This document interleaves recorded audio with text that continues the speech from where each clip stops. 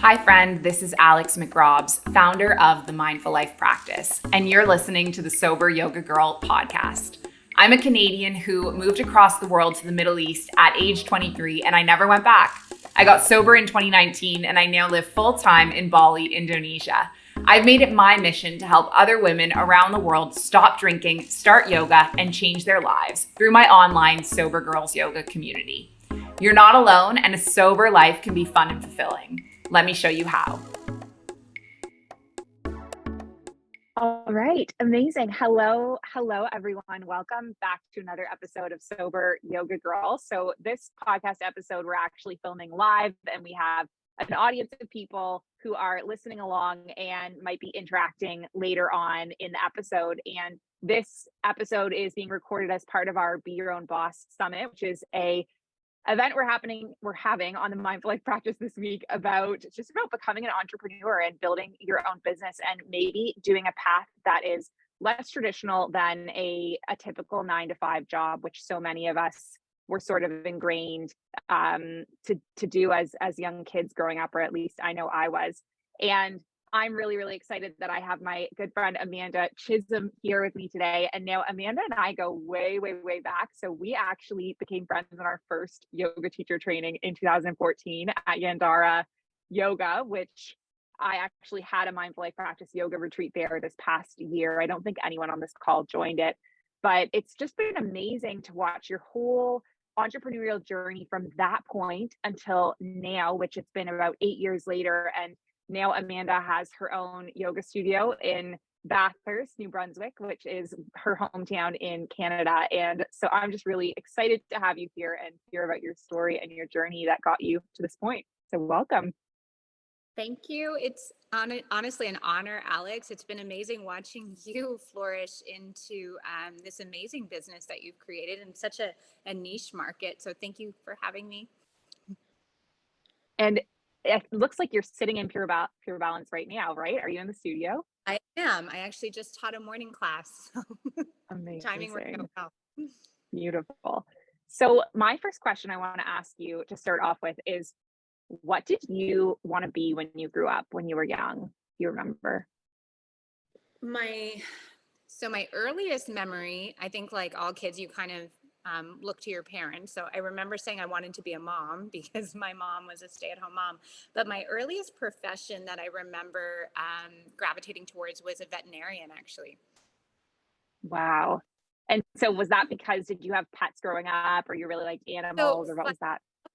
We didn't really have pets growing up, but I've always been a huge animal lover. I have pets now, and still a very big animal lover. But yeah, I think the idea of like wanting to save animals and wanting to help, that as a young kid, that really struck a chord with me. So cute. And did you ever imagine, was there any point when you thought that you could be an entrepreneur or a business owner? So not, it wasn't really on my radar. My dad did kind of have a side business in, I think whenever I was in high school to university. So that was probably my first like real exposure to entrepreneurship. And I saw how, challenging it is behind the scenes. But my dad had this passion of his own that kind of drove him to create this side business while he still had his main employment. And I watched him like pour his heart into that. And it was really inspiring. But it's kind of interesting when you look back on your path in life, like myself, like you, I grew up thinking, that I need this very steady kind of 9-to-5 job. And, I went to university, and I took a Bachelor of Commerce at the time, which, in retrospect works in my favor now. But it certainly wasn't part of the plan. And even just getting into yoga, like at the time I was living in Toronto, and I went through a period where I went through depression and anxiety, and, I was exploring all the different routes of, different ways that I could heal that and live with that. And, somebody kept suggesting yoga. So I went to a studio in Toronto, and I kind of told myself, I'm going to give it 30 days and see what the effects are. And after about, 2-3 days, I was hooked, and, it kind of shifted my whole life path, because it really struck a chord with me as something special. And looking back now, all these pieces kind of came into play. Like, I had a dad who was an entrepreneur. I went to business school, but it certainly wasn't part of my original plan. Yeah. Wow. That's so amazing. And as you shared that part of your journey, I was thinking to myself, I was like, man, we had a very similar experience in that I was struggling with my mental health in university age. And then I tried yoga once, someone recommended it, and then I just got hooked on it and, did a 30-day challenge, and that was that. And I find it so interesting because I actually don't remember you and I like bonding or connecting over that fact. And I wonder if that has to do with like the stigma of mental health. Like, I'm just thinking out loud about it. Like, I don't think we were really talking about mental health, whenever we met 8 years ago. Especially as like a driving factor, like Yeah. most people, we think of yoga as people kind of gravitating towards it for, Yeah. fitness reasons.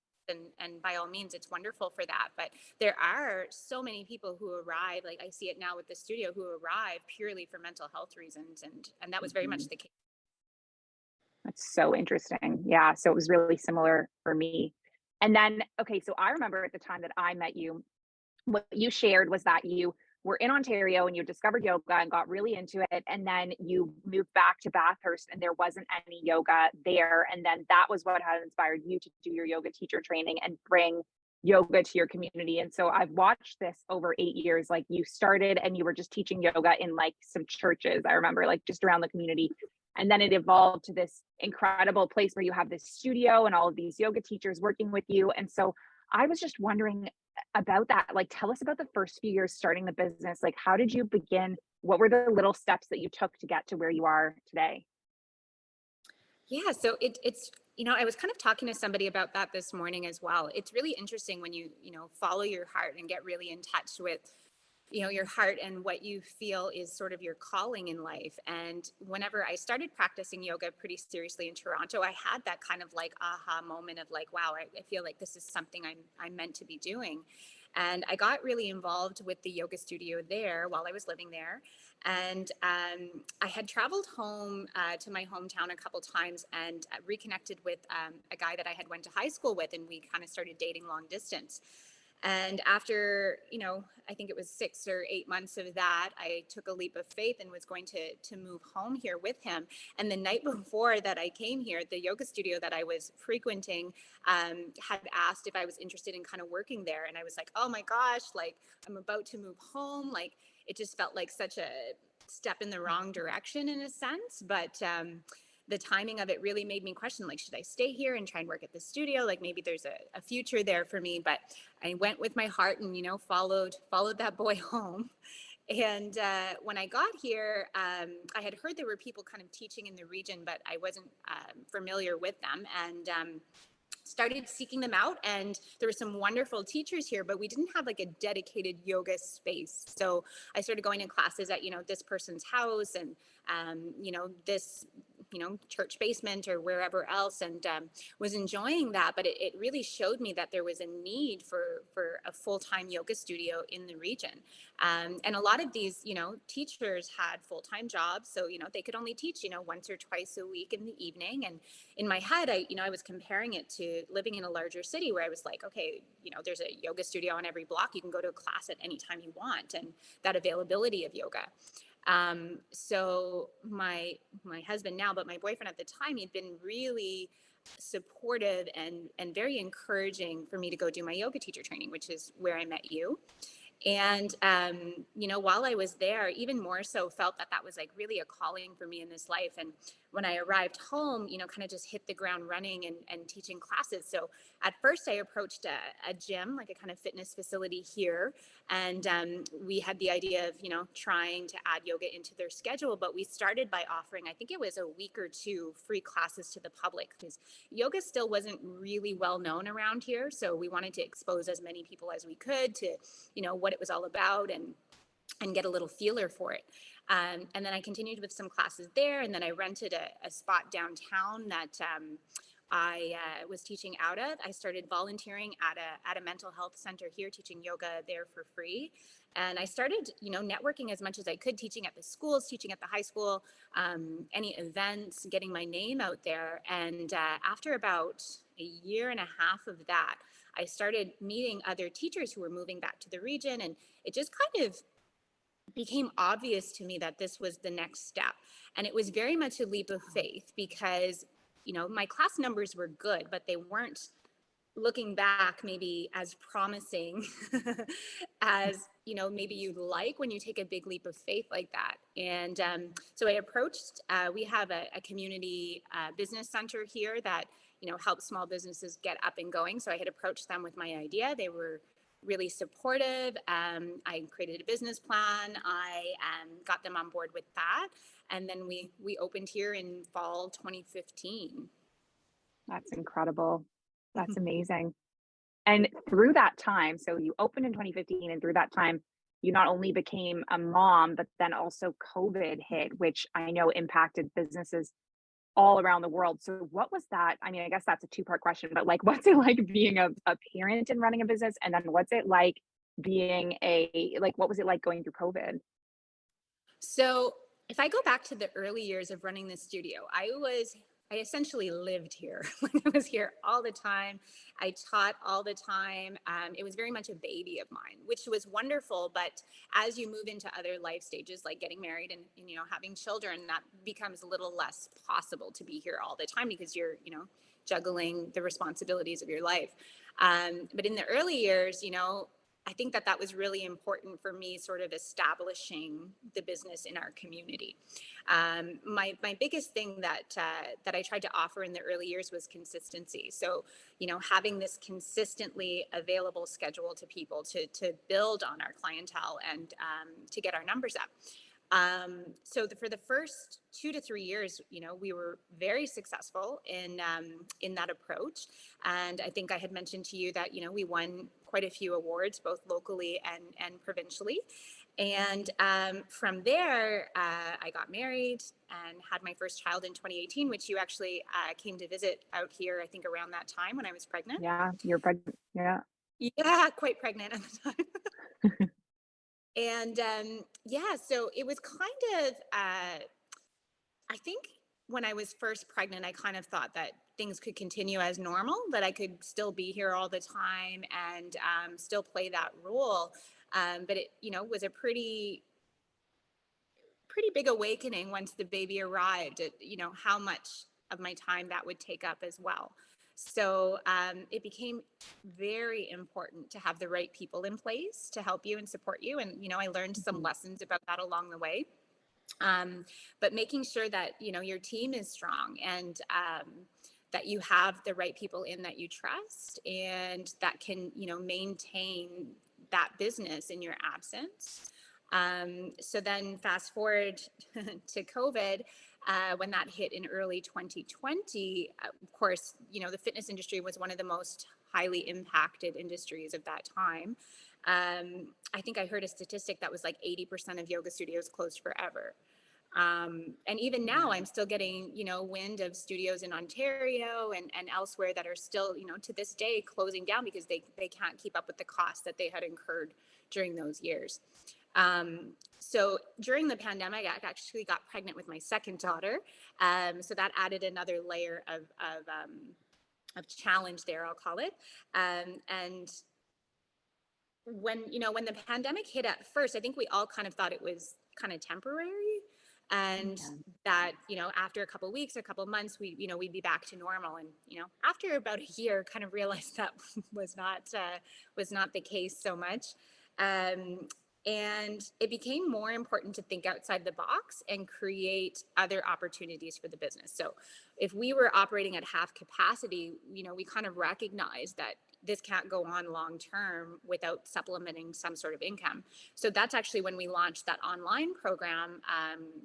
I think it was quite about a year ago or so, where we opened up, our classes worldwide essentially. And we had teachers like yourself offer little specialty classes and guest appearances. And that was a whole adventure in itself. And then, thankfully, this past spring, we saw restrictions ease, and I'd say the past couple of months are the first months that have actually seemed relatively normal for us. But yeah, it's been a wild ride.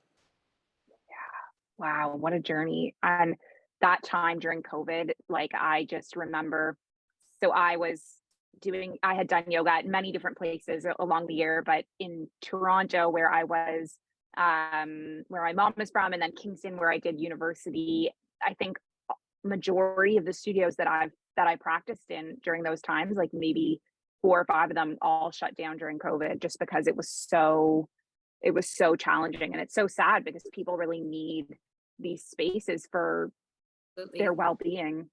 Absolutely. We said that so many times, if we can just get through this, our services are Yeah. going to be even more needed on the other side of this. But it Mhm. was to get through that, that time period, which, was incredibly challenging. And I think the biggest thing that, I learned along the way with COVID was think outside the box. Yeah. For us, the community support is what really got us through. We didn't receive any government help, or little to no government help, I should say. So for us, I felt like having established that community before COVID had hit was really what saved us. Like I really, my heart felt for businesses that had just opened because Yeah. we had a community, we had a following, we had people who stepped up and, bought things online and donated to the studio, especially during the beginning months when, when there was nothing available for help. Wow. Yeah. And that shows the impact that you've had on your members' lives if they are so willing to give what they can to keep it alive. That's huge. Yeah, and that was really apparent to us during the pandemic as well as what an important space this is in our community and how crucial it was for so many people's mental health. Um, Yeah. you know, Going back to what we were saying earlier, I think sometimes we downplay what an important impact yoga has on mental health, and it gets overshadowed by the physical nature of it. And it was really eye-opening even for myself how much this space helps with that. So in the absence of it, we Yeah. really came to appreciate what we had. Totally. And so what are some of the other challenges that you faced along the way?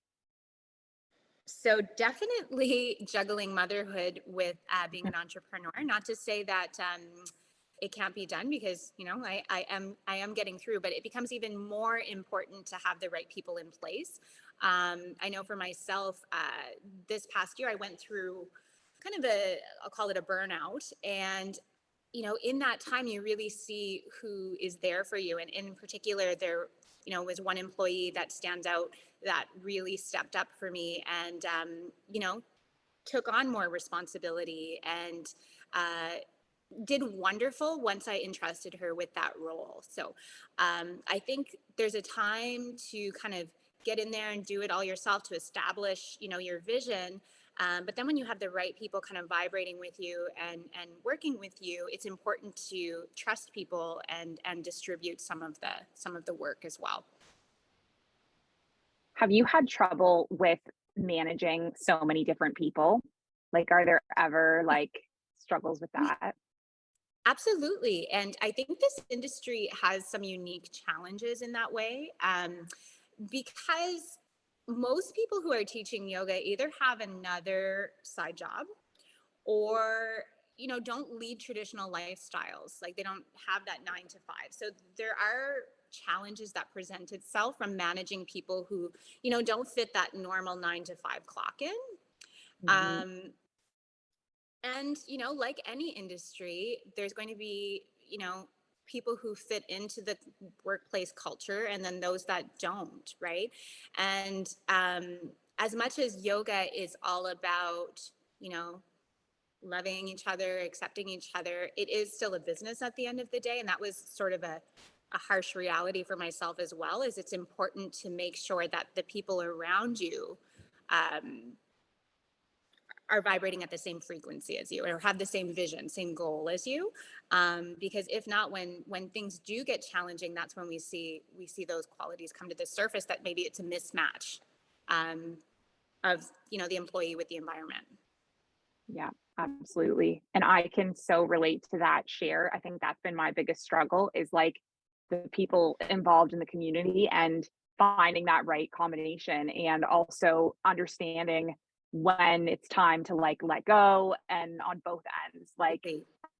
I remember I worked at so many different yoga studios along the way before I started my own business. You know, I was working in Canada and then in Kuwait and Abu Dhabi. And I remember there were time periods when I could look back and see, okay, that was time for me to let go. And yet I just held on and held on and held on. And it's like just understanding that, you know, we might not be in the same place forever, and we'll come into our lives for a period of time. And we definitely want to have the right people energetically in the space. Absolutely. And it's like you said, maybe, maybe two people kind of fit together at one point, but then as, things change and we grow, there people can grow apart, right? And that can happen in any style of relationship. And I think too that sometimes we hang on so tightly to something because we want it to be that Yeah. way. And when we look at it with clear eyes afterwards, we can see that, okay, no, there was a big shift happening there. And most of the time when we look back, it was for our greater good that these things happen, but they can be very painful when you go through them at the time. Yeah. It's so true. What is your dream for Pure Balance in like the next 5 years or so? That's a great question. I would certainly like to see us grow, because we've been in the last, 3 years of kind of like condensing back in and survival Mhm. mode. Prior to that, I always dreamt big. I always was very optimistic. I always saw all of these different paths that Pure Balance could take. And then when I got into the pandemic and, got into that more survival mode, that fight or flight mode, you start thinking very small, because you want to protect yourself and you want to be careful in your steps, right? Because you want to ensure your survival. So Yeah. as we come out of that kind of collective fight or flight mode, starting to feel safe again and safe enough to dream again, that's been happening very much for us at the studio as well. So now that we've got this really great team working together, we've certainly been dreaming up all kinds of things that for the last 3 years just felt, too big. But we've been looking at some retreats, some Oh, trainings. amazing. Yeah, all possible, different class styles. We have some new instructors that we brought in, different services that we'd like to offer. So we're starting to dream big again. Amazing. Oh, and that must feel so exciting, because there was a time period where like an international retreat just wouldn't, or any, even a local retreat just wouldn't be possible. And so that's really Exactly. cool. And even the risk, during the pandemic was like the risk of planning something with the possibility of it being canceled, right? Yeah. So that was intimidating. But yeah, now that we're sort of seeing the other side of this, even we see it even with the clients, they're starting to want these things again, right? And that was a large part of operating a business in the pandemic, was gauging people's comfort level with everything. So now seeing that people are at that point where they do feel safe enough to do these things again. Yeah. Oh, that's amazing. And what advice would you give to someone who is just starting out their entrepreneurial journey? So my biggest advice would be to drop into your heart and follow your heart. So it's very easy to try and create a business plan very much from the mental body or the mind. But if we drop into our heart and truly find what speaks to us, what we feel like our purpose is in this life, something that really sets our soul on fire, we feel very passionate about, I'm a big believer that that is more attributed to success.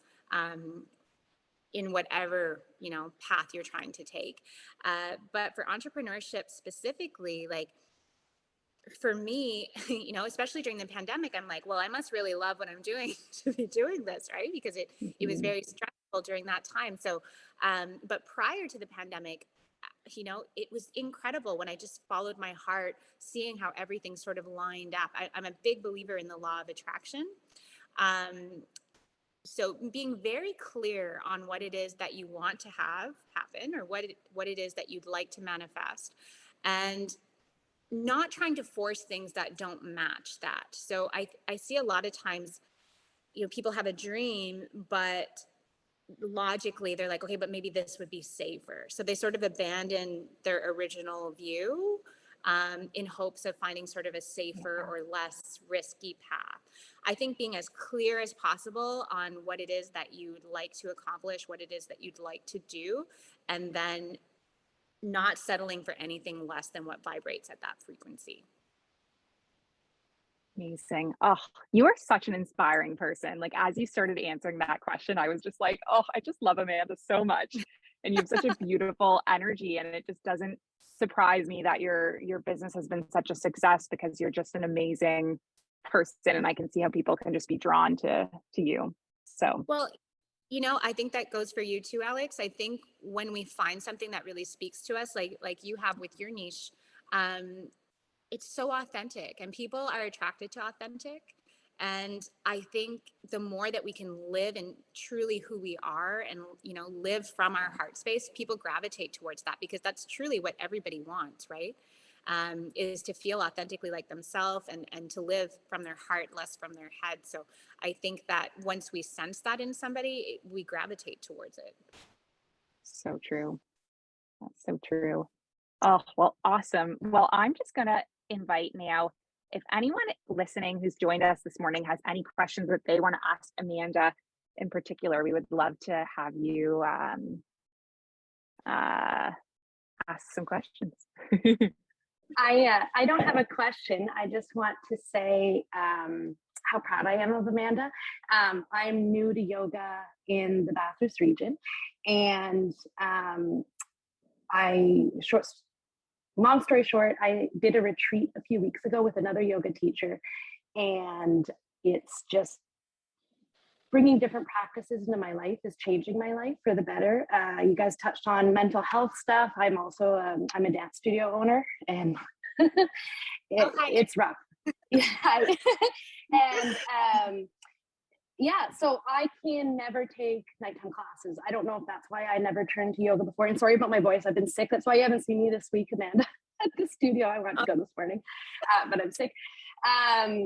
Anyway, she offers daytime classes in our small town, which is amazing. And just the things you bring to Bathurst and to our small city is amazing.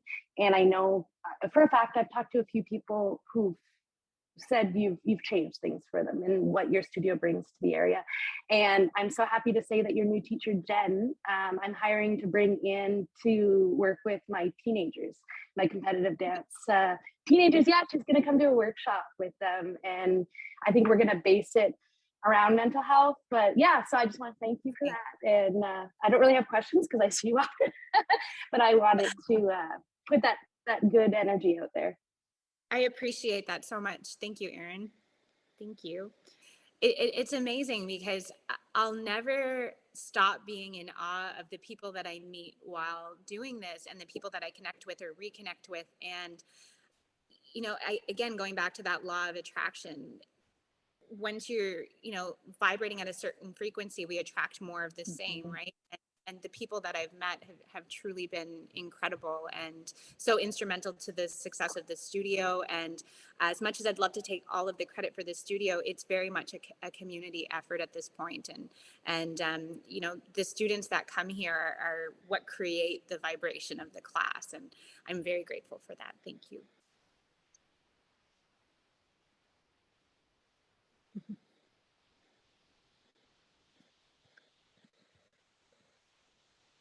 It's also amazing hearing other small business owners, because I think that, you know, this was a very trying time for so many of us, and connecting with the challenges that we face, but also, you know, the perseverance and the success we found in spite of the world situation. I think Cindy had a question. Go for it, Cindy. Yeah. So I'm just wondering, like, how much you had to pivot from what you originally envisioned in regards to sort of reading the room, like, oh, this is what I thought the community needed versus, oh, these are the adaptations I'm making in regard, like I'm listening to what they need versus what I thought they need. Was there any time for you that you felt that you had to make changes like that and let go of some of your original thinking? I love this question. So I see this a lot with yoga teachers, and we've had a lot of, dozens of yoga teachers teach here over the years. And so often I see teachers teach what they think they should teach versus what really feels authentic to them. And I'm a huge believer in teaching from where you are, and that the right people are going to find you with that. Now, that being said, having a variety of teachers who offer different expertise and different backgrounds is obviously very crucial as well, especially if you're looking at like the typical format of a yoga studio. Because there's a teacher for everybody, and guaranteed there's been loads of people who've come to my class and haven't resonated with that. But the fact that for me, a lot of the work lied in dropping into my heart and teaching from where I was at in my life and what inspired me. So, yoga that was centered around, let's say, mental health, or use that as an example. And then the people who gravitated towards those classes, a couple people tried them and maybe it didn't resonate and they left. But the ones who really know that this is what I need. It's kind of about fine tuning yourself, I guess, your practice, and then the vibrational match will be there. But like I said, relying solely on, like, if you were going to have a typical yoga studio, having that, few different teachers to offer different styles of classes would be pretty key. I know for myself, when I made like my first yoga schedule, I had kind of both. So I didn't feel called to just teach one particular style of yoga. So I had a couple classes that were, very asana based, more about movement. And then I had some that were, barely any asana, more on meditation or, the inner practices of yoga. And kind of seeing or gauging the interest of with, adding more of this or adding more of this, but still staying true to where I was at. I don't know if that really answers your question, but I found for me, it was always a balance. Okay. Oh, that's a great question, because that has been like the biggest thing for me with running the mindful life practice is like I pivoted so much along the way and had to change what we were doing and what our plans were and like what I envisioned this community to be. It's like ever evolving, and I feel like I'm constantly just trying to adapt to what seems like it's resonating with the community. So yeah, that's a good question. And I totally get that too. Like you want to ensure the business's survival. Like sometimes I say there's, some of the classes are on there to keep the studio going and some are for me, Yeah. Yeah. Yeah. But I have found that the ones for me also built a following in time because, Yeah.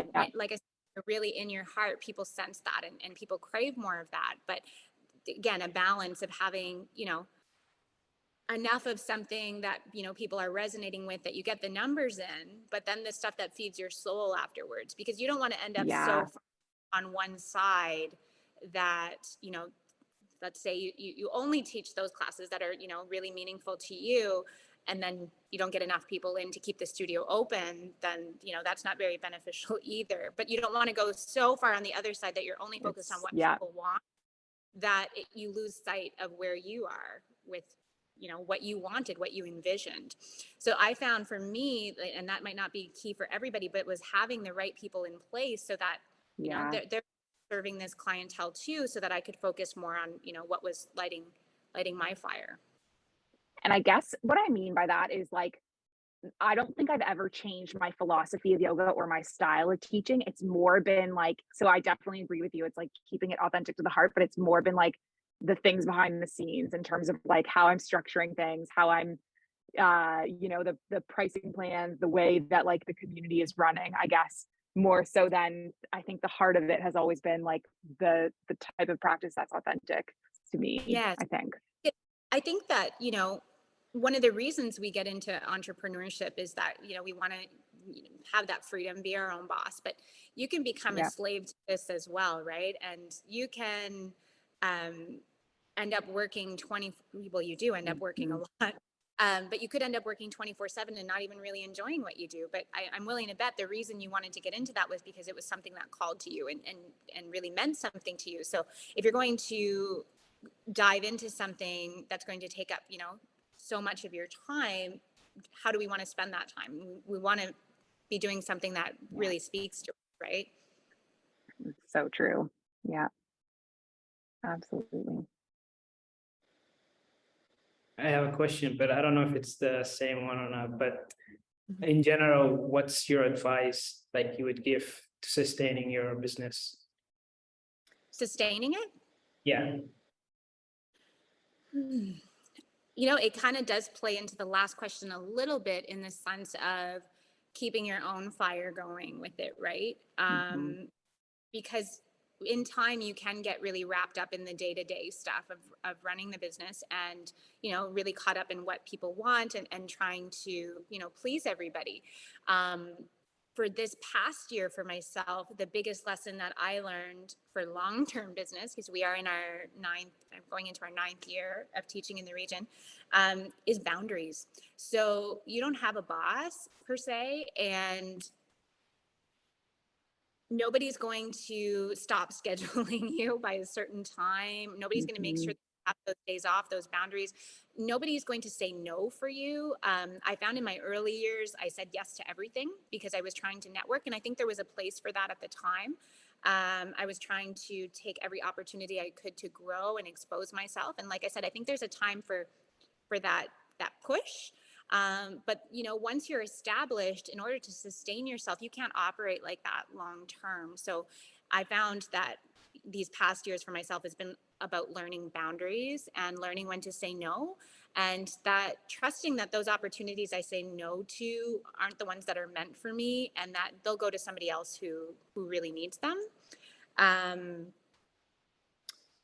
And keeping a good team again. I think that one comes back to me a lot too. That was a big lesson for me, was having the right people around you who are going to support you. And we should be surrounded with people who want to lift us up, right? But that's unfortunately not always the case. So being mindful of who's in your boat. That's a great answer. Oh, And I see it here.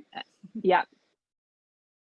Melanie says, Amanda, what's been your favorite part of being a studio owner and business owner? Any particular memory or moment that stands out that has brought you joy? It's a great question. I think my favorite part is seeing the immediate effect that the studio has on people. I'm a big believer that we all need a safe space. We all need somewhere that we can kind of let our guard down and just focus on ourselves and kind of shut out the world for a little bit. And it's amazing how few of us actually have a spot like that or a time dedicated to doing that. So seeing the immediate relief people feel when taking time for themselves, and then seeing how they progress over weeks and months and blossoming into the best version of themselves, I love that. And I also love bringing out the best in people. So seeing people become naturally more caring and generous and more in their heart, that's been extremely fulfilling. As far as a favorite memory or moment, there's so many, honestly. Not that awards per se should matter so much, but receiving the few awards that we did were really meaningful. That something that was so dear to my heart was so honored in the community or so recognized in the community as being successful. That was a really great moment, you know, being surrounded by peers and actually even the people who funded, you know, Pure Balance's opening, you know, presenting us that award and honoring the success that the studio had. That was a pretty great moment. Amazing. I think I remember when you received that award. I remember seeing it on Facebook and just being like, whoa, like that's a huge thing. I think it was like a small business. It was a entrepreneur. What was the award that you received? So the first one was for our region here, and it was Young Entrepreneur of the Year. And I was like 9 months pregnant at the time with my first, or no, sorry, the first one, I was Young Entrepreneur of the Year. I was headed off for my honeymoon. That's what it was. And then the following year, I won the same award, but for the province of New Brunswick. That's And incredible. that one I was 9 months pregnant for. And it felt really special actually to be on this stage. And I gave a thank you speech and having my baby in my belly kicking around, probably because she felt my heart beating and all the butterflies. But that was a really, really nice moment. I had some family there at the gala as well. And just to feel recognized for something that, I felt was really special in this world. And that didn't fall into the typical 9-to-5 business model. That's amazing. So awesome. Go for it, Linda. Hi, Amanda. You've touched on this a little bit already, but I mean, I'm hearing you are a business owner, yoga teacher, and then it's making me wonder, what sort of things do you do to, to still keep your own practice within yourself kind of vibrant and active? How do you nurture that when you're juggling all of these other things? I love that question. That's a work in progress for me. So prior to having children, I had a pretty strict meditation practice for myself and yoga. That being said, in more recent years, I found mindset and meditation to be really crucial for me. Not to say that yoga is less important, but to me, that was sort of the most important puzzle piece. Once I became a mother, I kind of recognized how all life can be some sort of yoga practice. And I recognized that motherhood in particular was sort of like the ultimate yoga practice of being present with, all sorts of sensations that, are pleasant and some aren't pleasant. And, being in this completely altruistic state of putting someone ahead of yourself. And, I felt that all of my practice leading up to that point had really served me. I'm grateful I, only became a mother in my 30s, because I feel like prior to that, I wouldn't have approached it in the same way. But now it's been really fun because I'm starting to introduce a lot of this to my two daughters, and they come to the studio as well, and planting those little seeds of mindfulness and what mommy and daddy, my husband's a yoga teacher now as well, what we do. But as far as carving out time for myself, which is of course a big challenge for me, it's been again getting back to the meditation practice and mindset. So I did this thing about a year ago where I went off social media because I was realizing how much time I was not wasting on that, but I was complaining that I didn't have enough time for this or this or this. And this was one of the things within my control that I could change to free up some minutes in my day.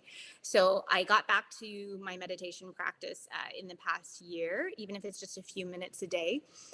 It's often when the girls fall asleep at night, so before I go to sleep. And I also got into reading again because I realized, we're a product of our environment, so what we're exposing ourselves to all the time. So in lessening my social media intake through this past year, even though I had two small children, I read, I think it was like 20 books.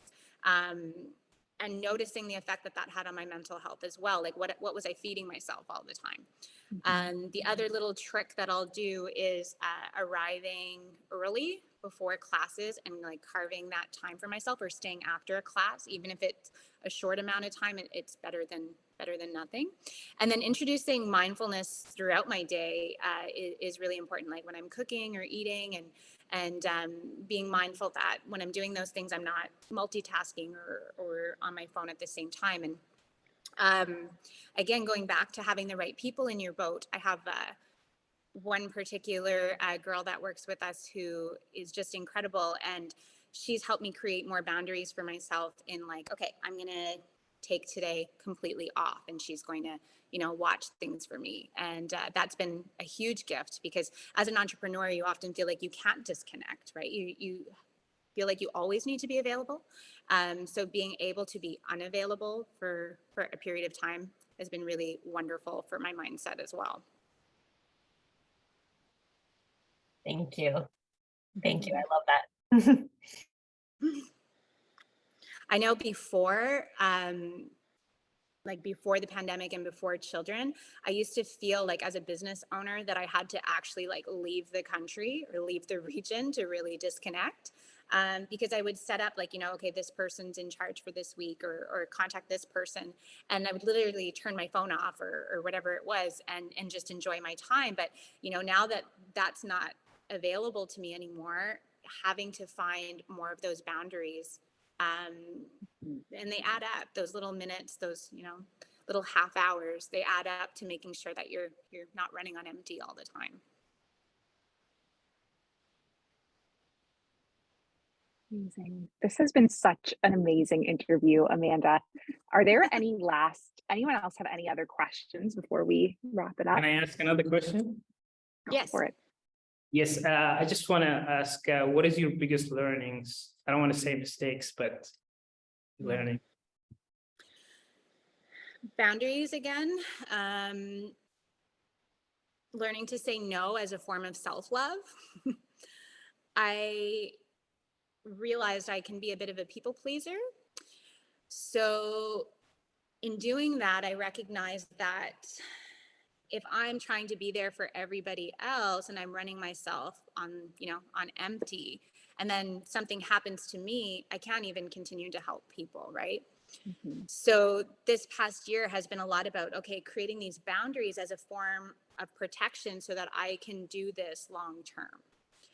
If I go all out and give it my all the time, I'm going to run myself empty, and then nobody benefits, right? And I saw this when I had my burnout, that the studio's health and my health were so intertwined, and I never want to reach that point again that I have to step back completely because I've overburdened myself. So that was a really hard lesson with the burnout this year, was I need to take care of me. Nobody's going to come in and say, you're doing too much, you're not resting enough, or you're not practicing what you preach. It's up to me to set those boundaries in order to do this long term.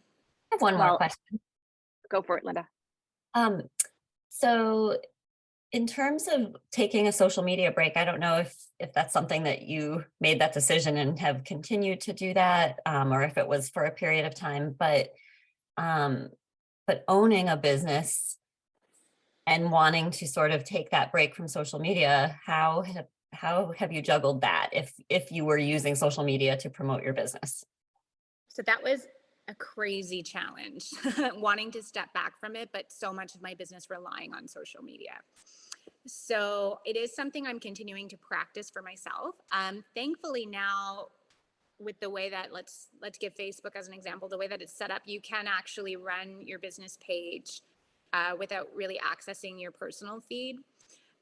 So that's been huge for me. This is like that separate app of being able to log on to, Business Suite and post, as a business without having to go through my personal page. I would say that I'm still kind of like on a 90% break from social media. Another thing was, and this might not be as possible in the beginning stages of a business, but having someone who can help you with the social media side. So again, I have someone that I'm very fortunate to have working with me that she's very great at that aspect, and we carve out time that she does it so that I can have, a couple days where I don't even have to open it. So right now we're doing, that she helps from, whatever it is, Monday to Thursday, and then Friday, Saturday, Sunday, I watch it. Because you do want that engagement, and you want it to be quick too with people, right? So you don't want people waiting for 3 days for a reply. And social media, I don't mean to say that it doesn't have its benefits, because it really does. And I owe a lot of the success of Pure Balance, especially in the early days, to social media, because that is 1,000% how we got our name out there and our brand out there. But like all things, it does have a shadow side. So being aware of that.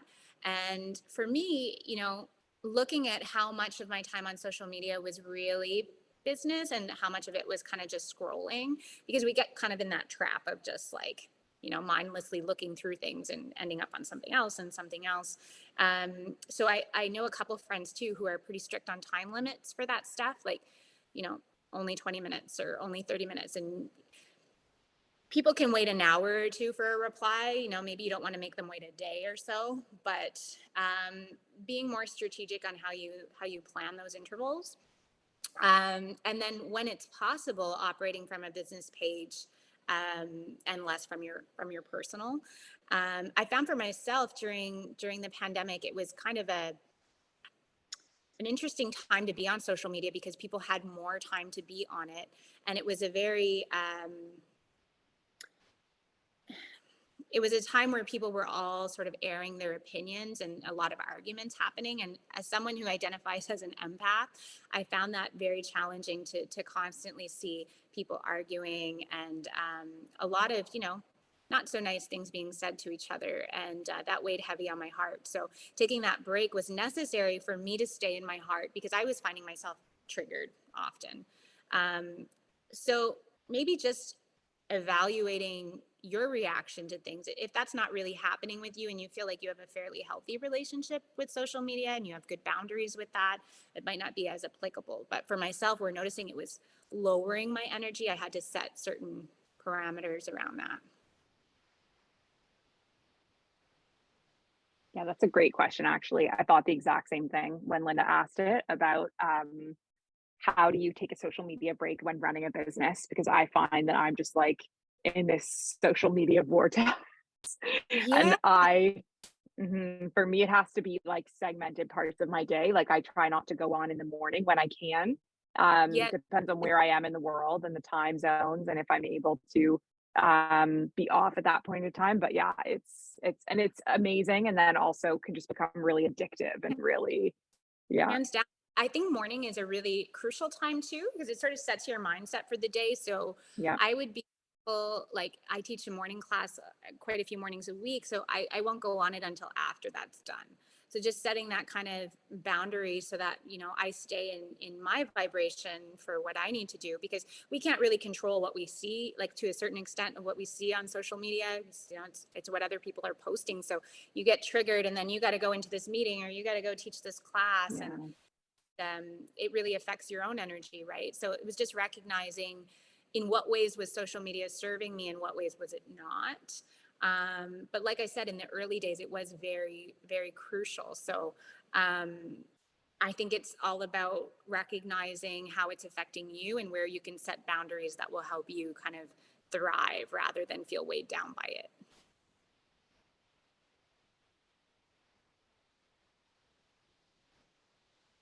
I have a question for you, Amanda. You mentioned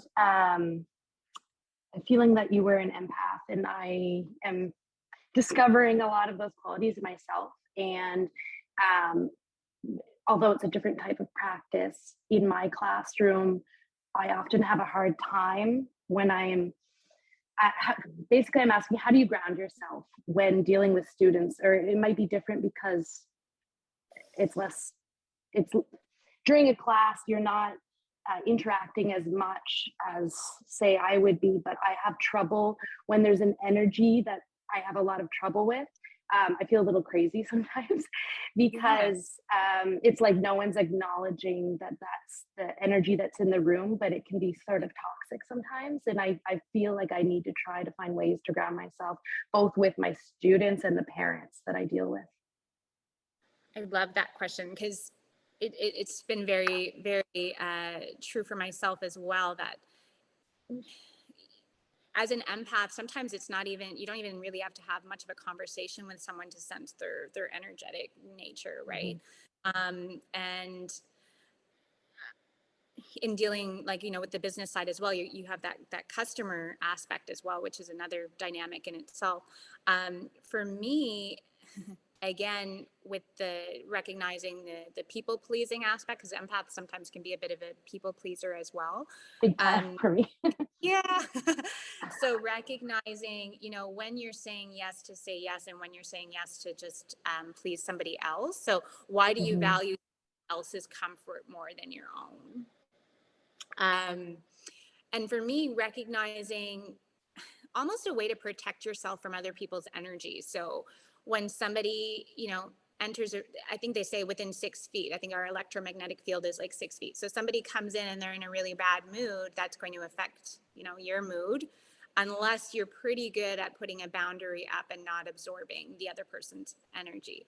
So for me, it's been a lot of practice of recognizing, okay, that's not mine, and that's not mine to take. It's not mine to feel. And you can even do visualizations where you actually envision that there is a sort of a shield around you or a white light around you, and that nothing's going to come in or out that isn't yours. I've had some success with that, but for me, most of it comes in after the interaction. So when we've parted ways in recognizing, okay, that wasn't mine. So what do I need to do to get rid of that feeling? So either deep breaths, or if you like practices like sage or smudging, doing that, or meditation. But a big one is just going for a quick walk or something to release the energy that you picked up on. Because, as an empath, it can be really exhausting as you go through your day, because, you picked up on this person's energy and then this person's energy, and the day you're just like frazzled. So sometimes I'll do it when we get to class. We all arrive on our mat and we spend the first couple minutes recognizing all the people that we saw today, all the places we were, all the energies we interacted with, and recognizing that, those aren't ours. So let's try and get back to what our own energy is and release anything else that we just kind of picked up along the way. But again, this seems to be a theme coming up today, but boundaries. So setting up those boundaries for yourself as a form of self-protection, so that you can do what you want to do long-term without burning out, right? And then naturally with boundaries, you'll start to recognize those people-pleasing tendencies that we have too. Amazing. Amanda, I just want to thank you so much. This has been such an incredible interview, and we had great questions from our audience. And so I just really appreciate your presence, and I'm so grateful for our friendship. So thank you so much. Thank you so much, Alex. It was so great. Thank you for having me. Thanks for coming, and thanks for everyone who joined in. It was wonderful to see you all this morning. Hi, friend. Thank you so much for listening to this episode of Sober Yoga Girl podcast. This community wouldn't exist without you here, so thank you. It would be massively helpful if you could subscribe, leave a review, and share this podcast so it can reach more people. If we haven't met yet in real life, please come get your 1-week free trial of the Sober Girls Yoga membership and see what we're all about. Sending you love and light wherever you are in the world.